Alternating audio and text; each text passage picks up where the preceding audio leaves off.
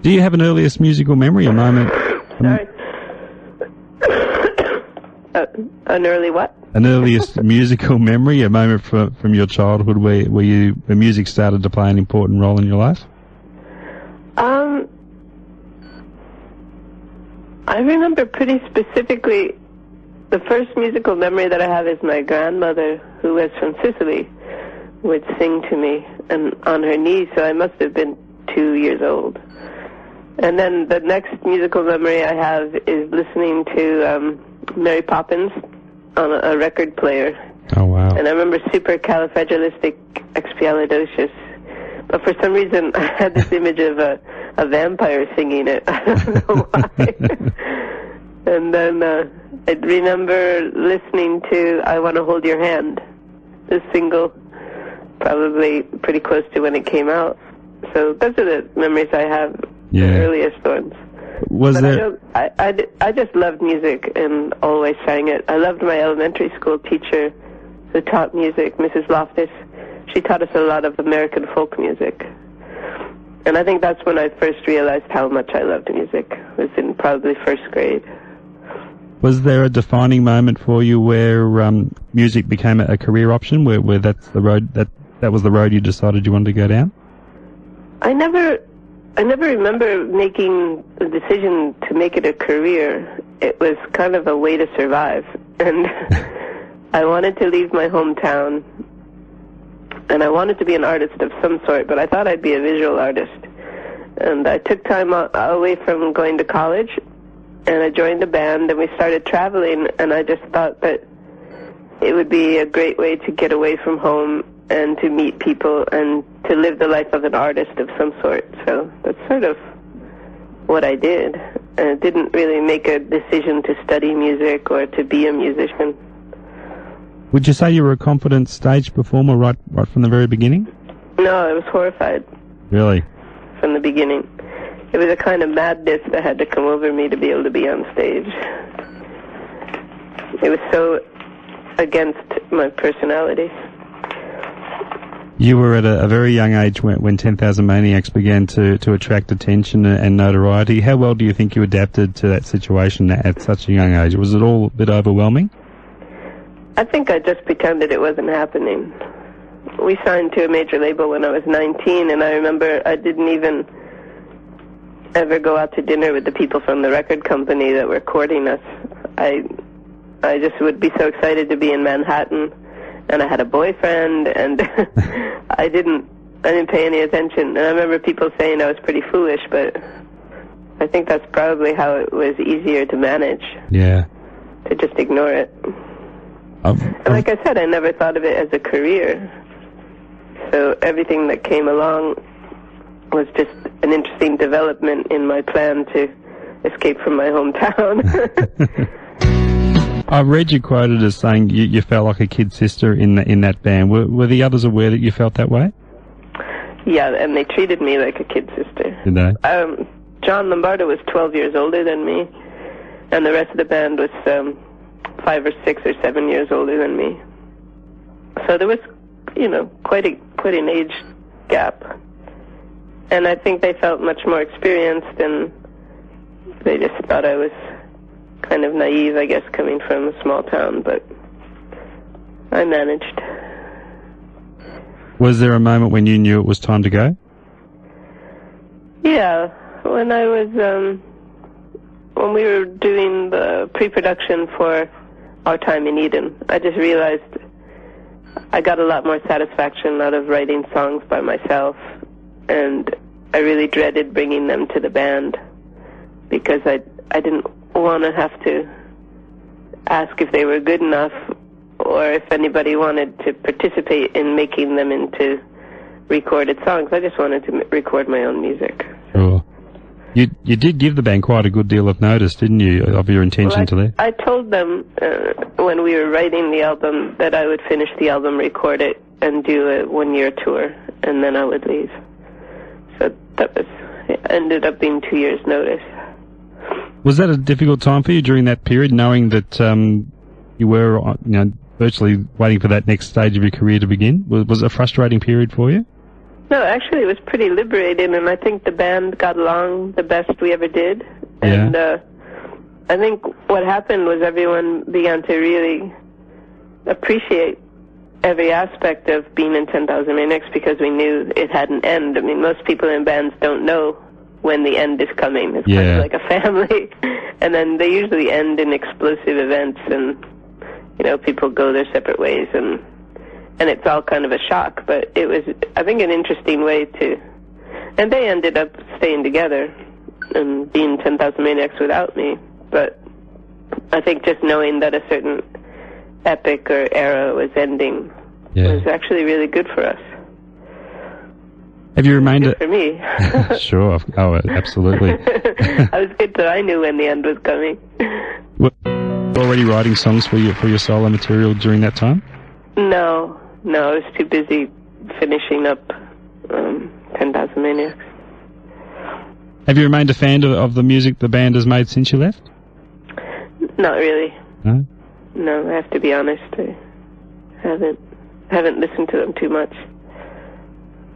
When you did set out to start writing your own material, did you consciously set out to write songs that would differentiate you, or would separate you from your previous work? No, not really. The one thing I wanted to do was, I knew that just playing with other musicians would make the album sound different. No, I just continued to write whatever I felt. I want to talk about your songwriting. Do you have to be in a certain frame of mind or mood to write songs? I'm sure I do, but the main thing is that I need to be near a piano because I don't play guitar. I don't play a very portable instrument. Yeah. Usually, most of my writing happens at home, and I have a child now, so it's hard to find those really long, uninterrupted periods of work time that I used to have. It changes everything, doesn't it? Writing right now. It does change everything, doesn't it? It really does. Because I used to, if I was really involved in working on a project, I would barely eat and barely sleep and just work on it till it was done. And now I just have to dabble here and there whenever I get a chance. But she's 2 now, so I figure that in another 2 years she'll need me less, and that's probably when I'll start having more time. Sure. So writing songs on the road is just something you never contemplate? I never do. I write in my journal, and I draw in sketchbooks, I read books, but I basically recover from shows and long drives and airplane flights. I don't find the road a place to write at all. Never have. Your songwriting through the years has featured a good amount of social and political comment, but I felt you've always gone about it in a way that doesn't stand up and preach to people. Are you conscious of writing in a way that gets your message across without hitting people over the head with it, so to speak? I don't appreciate didactism, so I really try to just make descriptions of situations and let people draw their own conclusions and make their own judgments. You feel more attached to the songs that you're writing now than what you did with your past work with the Maniacs? I'm a little embarrassed of some of the writing I did in 10,000 Maniacs, but the early years. But then when I realized I was 16, 17, 18 years old, I think most people were pretty embarrassed of, poetry they wrote when they were 16 years old. I just had the misfortune of, having to put on records that people can find in the same bin with the work that I did when I was 30 and 40. Not so easy to hide them, is it? No. No, some of the things I wish I could, but not too many. I mean, I really I'm sort of proud of the records that from In My Tribe forward. Cool. With a few exceptions of certain songs. Public image and public persona, is that something that concerns you very much at all? Well, the thing that concerns me is that I think I've been misrepresented and wrongly interpreted for years, and that frustrates me. But I just try to go about my life quietly, doing my work, and let the work speak for itself. As it does. Yeah. What aspects of your persona do you think have been misrepresented?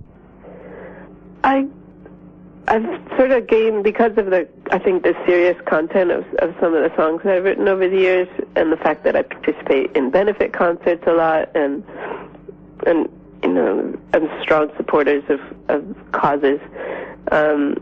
People just assumed that I was dour and had no sense of humor, and was kind of preachy and self-righteous, and I just don't feel that way. Right. But I don't really want to spend too much of my life trying to correct the record. I feel like having my website gives me an opportunity to speak directly to people for myself. Mm-hmm. Another thing is I was always really uncomfortable with being photographed, so I look really tense in a lot of my photographs, and I think interviews are not the most natural situations to have a conversation, and I always felt kind of powerless when the interview would come out, and all sorts of conclusions were drawn by the journalists that were just wrong. And I thought, well, he only spoke to me for 20 minutes. Yeah. Your website, you did mention your website. You do have quite a bit of personal input into that. You found that a wonderful outlet to, as you say, connecting with your fans? Just to let them know what's happening, but also just I'm looking at it as more than just a place to post, concert schedules and road journals like a lot of people do. I put a lot of original content that's generated just for the site. I've been putting free downloads on and doing a lot of original artwork that's just featured on the website. And I just really I want to look at it as another creative outlet. For sure.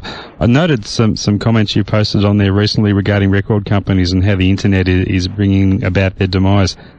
How has your relationship with record companies been over the years, and what are your feelings towards them now that they are struggling to compete with this new format? Well, I think that there was a golden era that made it possible for people to objectify something that was so ethereal as a musical performance. It was a pretty amazing thing. And they could not only put it into an object, they could package it and sell it. And it seems like now music is just kind of drifting back to its origin and its original state, and that it really just goes into the air, and is anyone who can listen to it, and wants to listen to it now can. It was a golden opportunity, but it couldn't last forever. Yeah. And I think performers will always benefit from the fact that people will always want to see them performing live. So that's always available to people. I look at it more from an artist perspective than the record companies, because I feel like the record companies in many ways were very manipulative and abusive of their power. Yep. I think they were excessive. I remember we were traveling in a used school bus for, I think, 6 years that was falling apart and leaking gas fumes and had no heat, and we had no health insurance, and we're basically, living a pretty Spartan existence. And then we meet with record company people who had all medical bills paid and had expense accounts and rode first class and stayed in 5-star hotels. And it was really confusing to us because we thought without the musicians, they wouldn't exist. Exactly.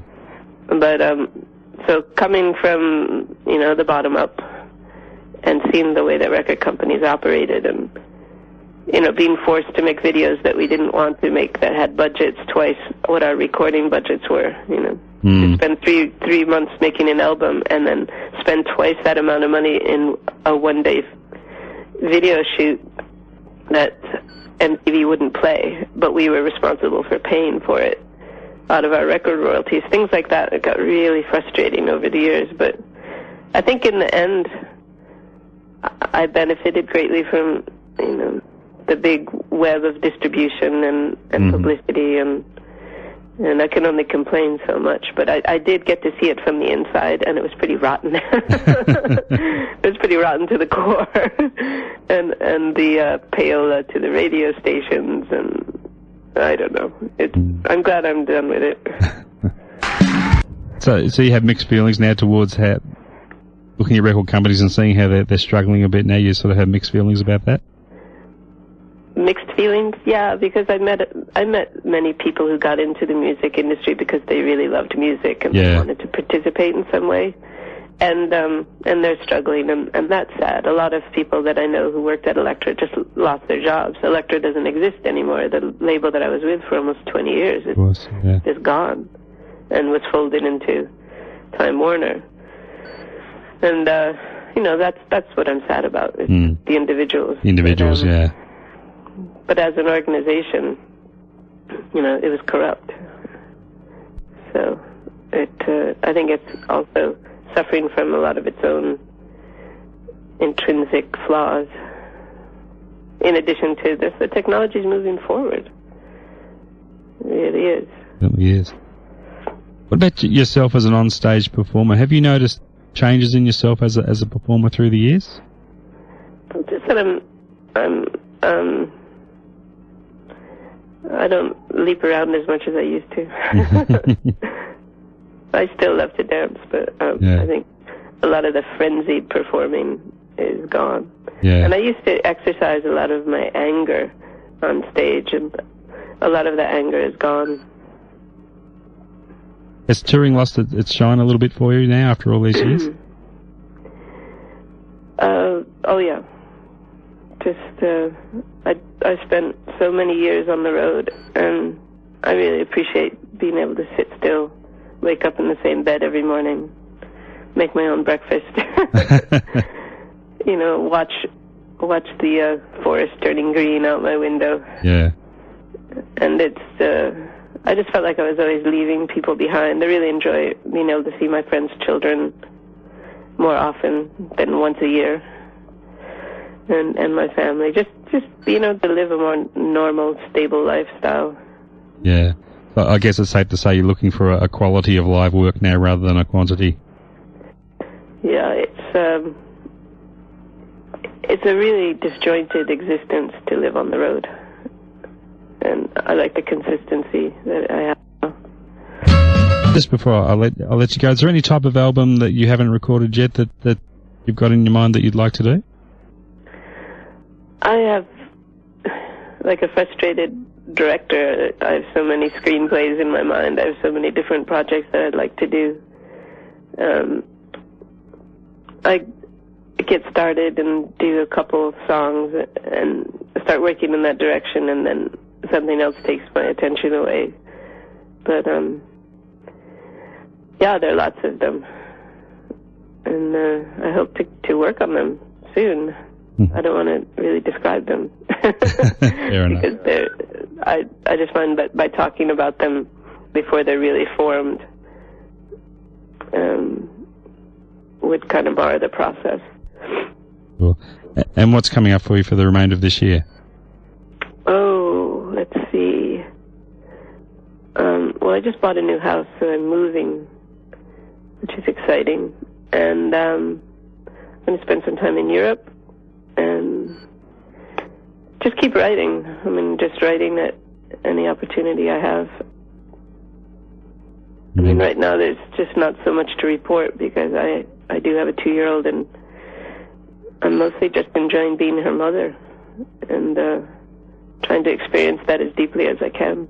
Cool. And I'm sure that when I reflect upon these few years that I'm home with her, I'll have a lot of things to write about. But right now I'm too busy living. And for me, it's blissful because I've had a long, full career, and I've traveled, and I've done so many things that I always dreamed of doing, and that this is just a larger dream to be fulfilled than any dream I've ever had. So I just wake up every day in amazement that it came true. I have this beautiful, healthy daughter that I get to spend. She's like my best friend now. I made my best friend. And just constantly amazed by the way that she's discovering the world and how everything's unfolding for her. And I don't really want to miss it. Lovely. Natalie, look, thank you so much for your time, and thank you for getting out of your sick bed to come and talk to me today. I really do appreciate that. Sorry, I had cancelled last week. No problem at all. We got there. Right. And thanks for all that wonderful music over the years, and I've got great memories of your last visit down to Australia a few years ago, and hopefully I know... The one and only. The one and only. I know the road has become a bit of a drag for you, but if you could ever get down here again, we'd certainly love to see you. Well, I was invited to play at a big festival, and I think it's Perth next year. Oh, yeah. Considering it. Oh, terrific. We'll keep our fingers crossed. Our winter. All right, take care. Thanks again, Natalie. Bye. All the best. Bye-bye.